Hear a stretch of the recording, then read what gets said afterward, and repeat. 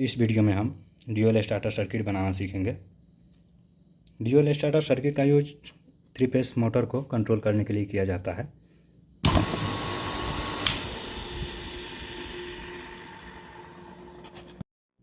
तो चलिए अब हम देखते हैं कि ड्यूअल स्टार्टर सर्किट का वायरिंग कैसे किया जाता है। इसके वायरिंग को आसानी से समझने के लिए हमने इसे 2 पार्ट में डिवाइड किया है।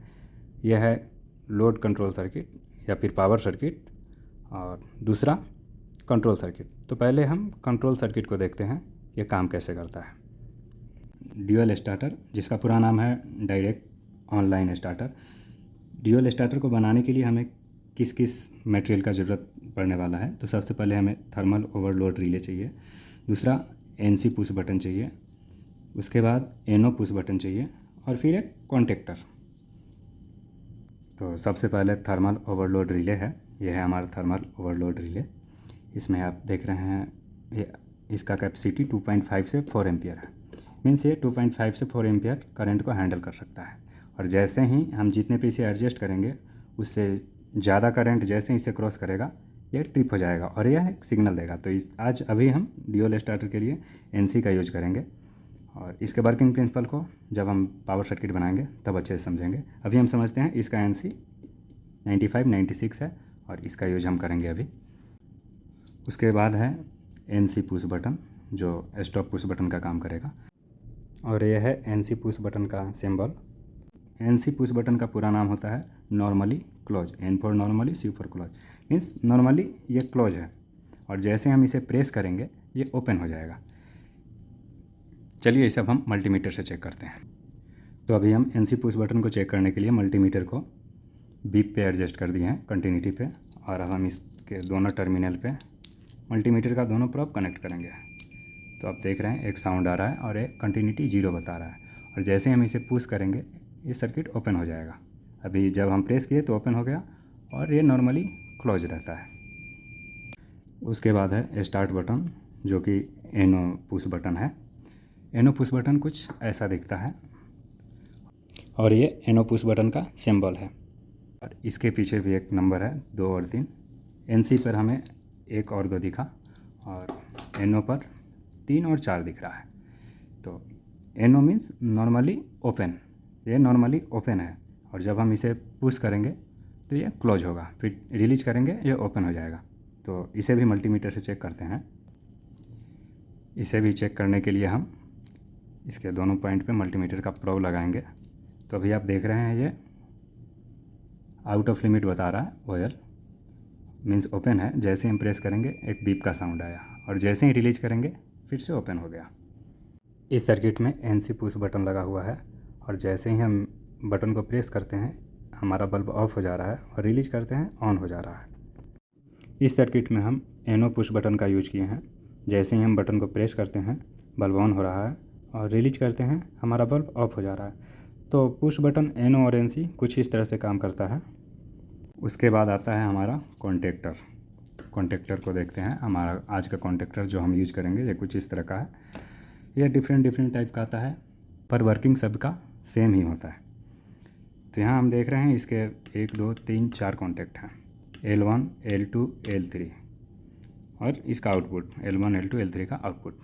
और उसके अलावा यहाँ A1 और A2 है। इसका जो वोल्टेज रेटिंग है 24 वोल्ट AC है।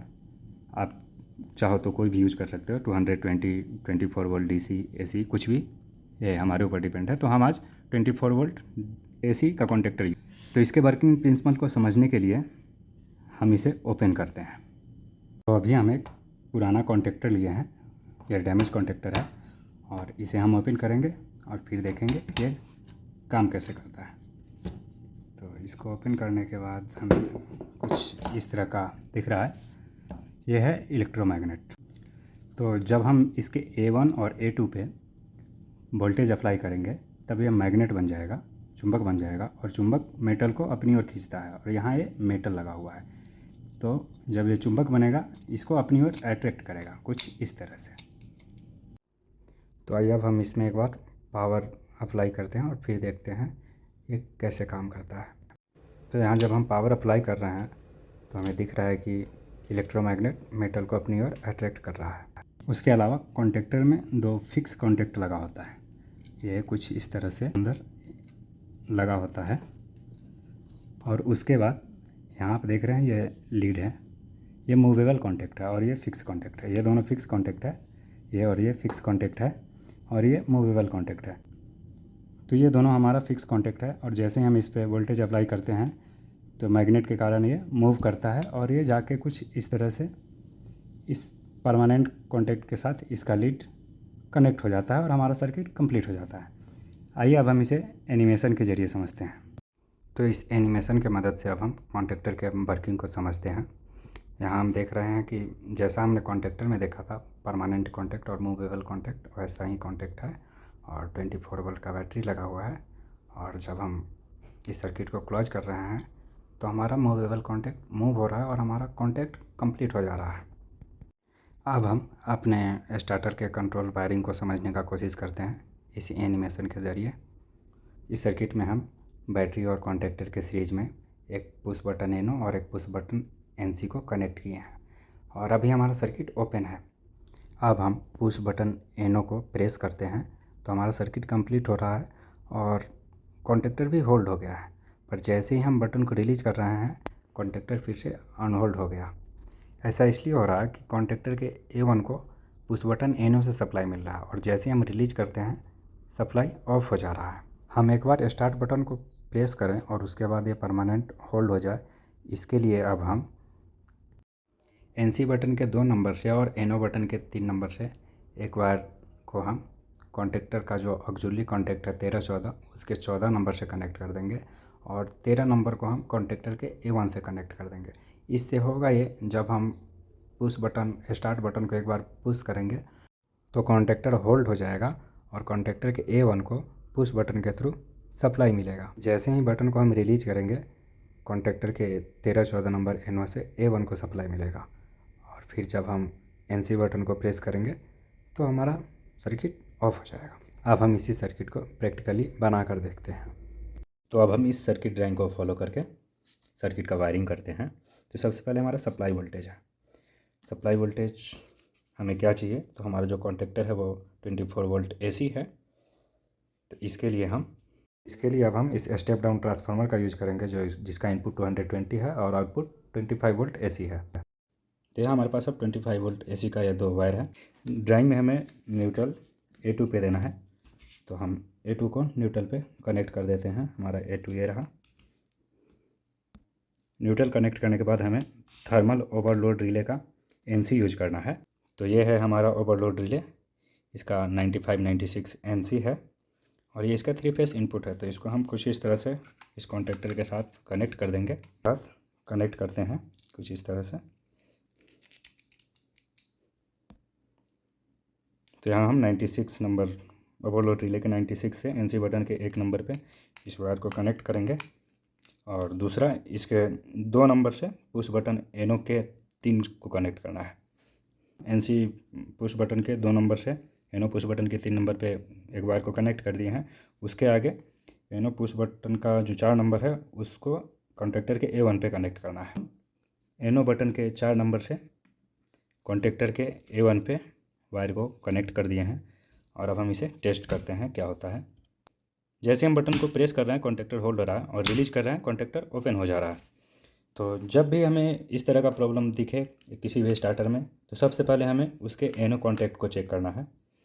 इस NC बटन के 2 नंबर से एक वायर को लेके कॉन्टेक्टर के ऑक्सिलरी कॉन्टेक्ट जो है 13 नंबर उस पर कनेक्ट कर दिए हैं और 14 नंबर जो इसका आउटपुट है वो लेकर हम कॉन्टेक्टर के A1 पे कनेक्ट कर दिए हैं। यह हमारा RYB 3 फेस पावर सप्लाई।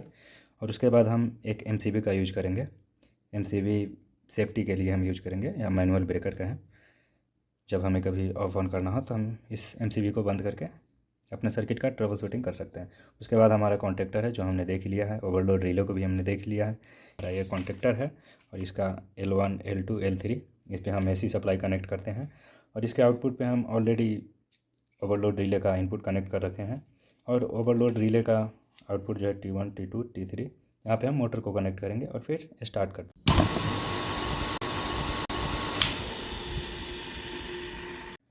तो ड्यूल स्टार्टर में कई बार प्रॉब्लम आता है, तो इसके ट्रबल शूटिंग के लिए हम सबसे पहले सारे कॉन्टैक्ट को चेक करेंगे। जैसे हमारा थर्मल ओवरलोड रिले का एनसी कॉन्टैक्ट है, हम इसे मल्टीमीटर से चेक करेंगे। पुश बटन के कॉन्टैक्ट को भी चेक करेंगे, फिर इस पुश बटन को कॉन्टैक्ट को भी चेक करेंगे। सबसे इम्पोर्टेंट कॉन्टैक्ट ये होता है। यहाँ होता क्या है, जैसा ये एनो बटन है सेम वैसा ही यह एक तरह का कॉन्टैक्ट है, बट जब हम बटन को प्रेस करते हैं तब ये एनसी होता है, और ये कॉन्टैक्टर का एनो है। तो जब कॉन्टैक्टर को हम एनर्जाइड करेंगे तब ये क्लोज होगा। तो यहाँ हो क्या रहा है, यहाँ हम सप्लाई वोल्टेज अप्लाई किए, ये एनसी कॉन्टैक्ट है, यहाँ पहुँचा। ये भी एनसी कॉन्टैक्ट है, यहाँ पे पहुँचा, बट ये एनो है, ओपन है, तो ये करंट यहाँ नहीं पास हो रहा है। तो जब हम इस बटन को प्रेस करेंगे एक बार, ये एनर्जाइड होगा। जब ये एनर्जाइड होगा तो इसका भी कंडीशन बदलेगा, ये एनसी हो जाएगा।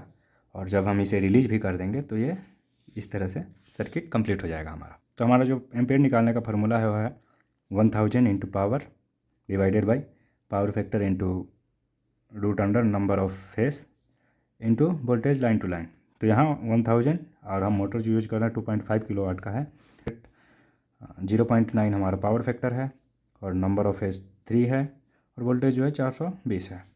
तो जब हम इसे सोल्व करेंगे तो हमारा आंसर आएगा 3.82। तो इसके नज़दीकी जो रेटिंग का जो भी हमें एमसीबी कॉन्टैक्टर मिले, इसे थोड़ा सा ज़्यादा हो तो ज़्यादा बेटर है, उसे हम यूज कर लेंगे।